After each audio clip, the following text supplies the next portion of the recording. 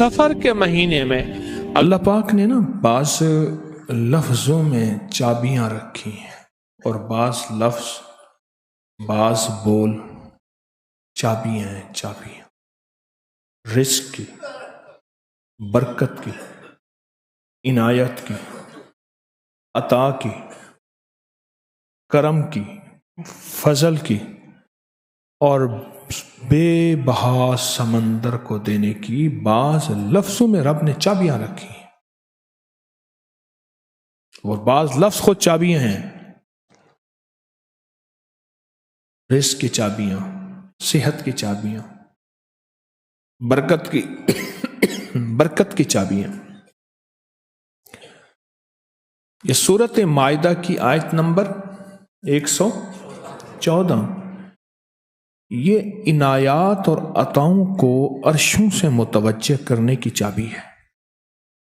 ये सिर्फ रोटी रिज़्क़ के लिए नहीं है, मनपसंद खाने के लिए नहीं है।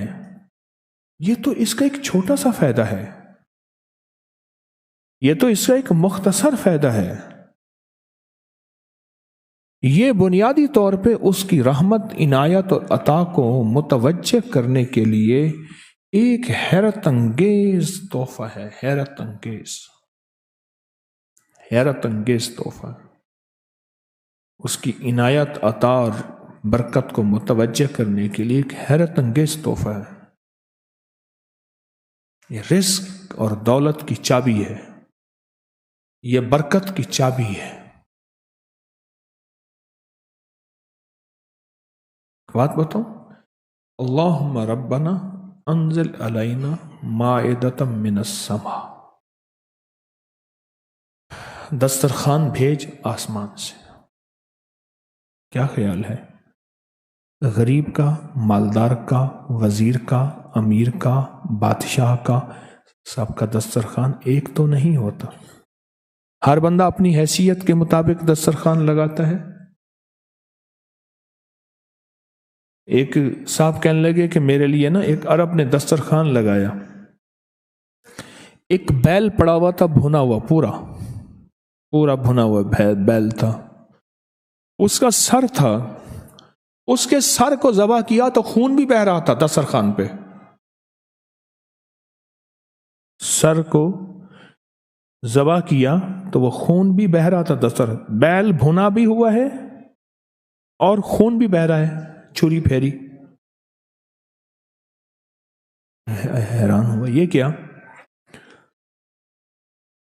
उन्होंने कहा वो खून नहीं था, वो जेली थी, वो चॉकलेट था, वो और कोई नेमतें थी।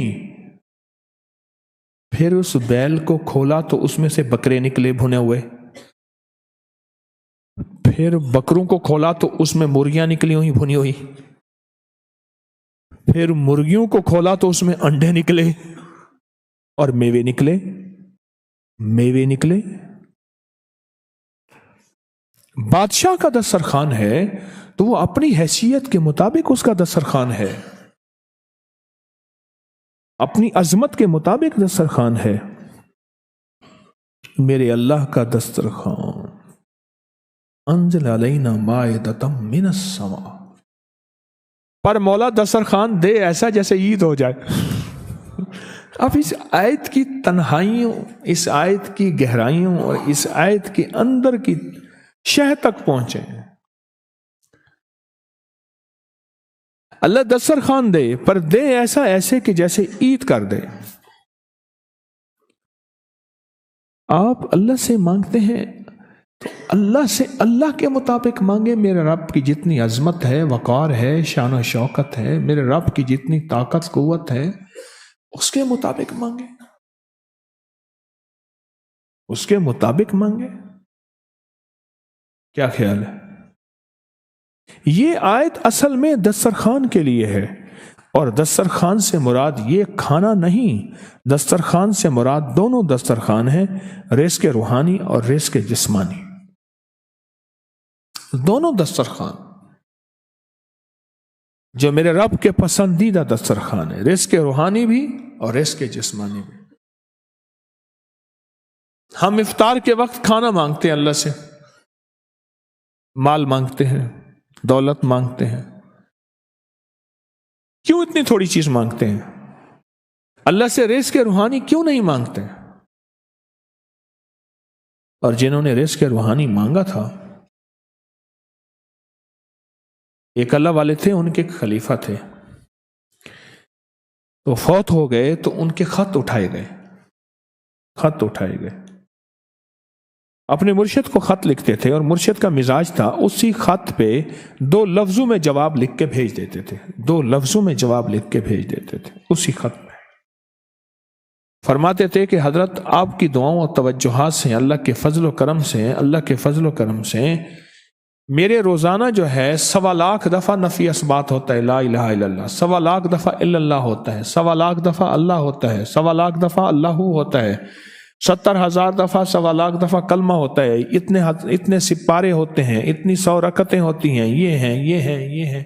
وہ اسکول کے ٹیچر بھی تھے، وہ 5 وقت نماز بھی پڑھاتے تھے، ان کے بہت سارے بچے بھی تھے، ان کی زندگی کا یہ نظام بھی تھا، پر انہوں نے یہ سارا کچھ لکھا اپنے مرشد کو، کہا کہ خط اٹھا کے دیکھیں، حیران ہو جاتے تھے، مجھے ایک بندہ نہیں، میرے پاس اب بھی کئی بندے ہیں کہ اتنے ارب درود پاک پڑھا، اتنے ارب، لاکھ نہیں، ہزار نہیں، کروڑ نہیں، اتنے ارب درود پاک پڑھا، اتنے ارب کلمہ پڑھا، اتنا ارب سورۃ اخلاص پڑھی اور فلاں پڑھا، ارب۔ مجھ سے غلطی ہوئی، ایک دفعہ ان کا خط آیا تو میں نے رسالہ اس وقت چھپ رہا تھا، میں نے کہا یہ خط بھی اس میں ڈال دو، چھاپ دو۔ کئی ٹیلی فون تو میں نے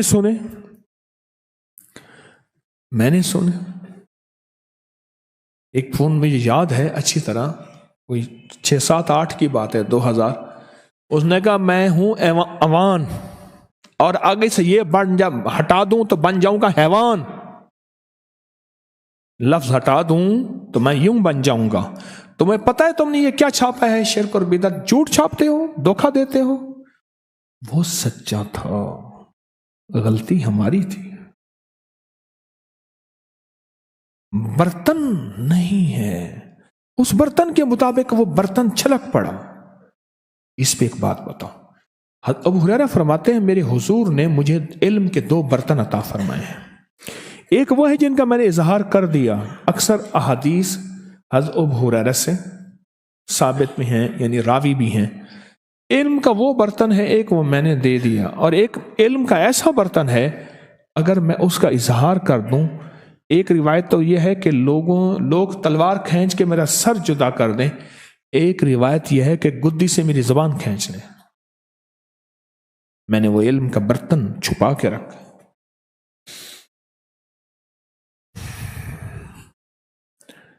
ان کا خط تھا کہ اتنا سوالا، انہوں نے اللہ سے رزق روحانی کا دسترخوان منوا لیا تھا کہ اللہ یہ دسترخوان تیرے خزانے میں کمی نہیں ہے، یہ دسترخوان مجھے عطا فرما۔ رزق روحانی کا دسترخوان اللہ نے منوا لیا تھا، اللہ سے منوا لیا تھا، اللہ سے منوا لیا تھا۔ آپ اس آیت کے ذریعے اللہم ربنا، میں نے ایک عرض کیا تھا جن دعاؤں سے پہلے ربنا اور اللہم آئے، جن دعاؤں سے پہلے ربنا اور اللہم آئے، ان دعاؤں کی قبولیت، محبوبیت، مقبولیت، تاثیر، کمال بہت اور دعاؤں سے بہت زیادہ آگے ہے۔ اس دعا میں اللہم آئے، ربنا انزل علینا مائدۃ من السماء تکون لنا عید،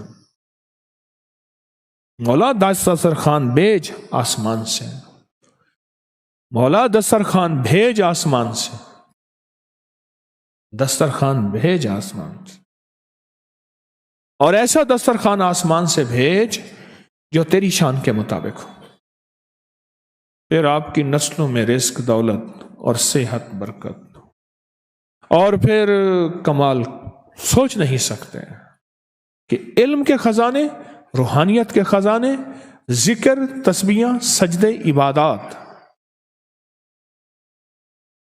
اچھا، ہمارے ہاں عبادات میں ایک وہ عبادات ہیں جو ہم کرتے ہیں اور یہ بالکل ٹھیک ہے، نفل، اشراق، چاشت، اوابین، تلاوت، تسبیحات، ایک لمحہ بندے پہ ایسا آتا ہے اس کی زہری عبادات مخفی ہو جاتی ہیں، کسی پہ نہیں آتا۔ امام مالک پہ آیا تھا کہ وہ پھر گھر میں بند ہو کے رہ گئے تھے، گھر میں بند ہو کے رہ گئے تھے، پھر جنازہ وہیں سے نکلا تھا، وہ کتنے سال گھر سے باہر نہیں نکلے۔ اس آیت کے ذریعے اللہ سے منوائیں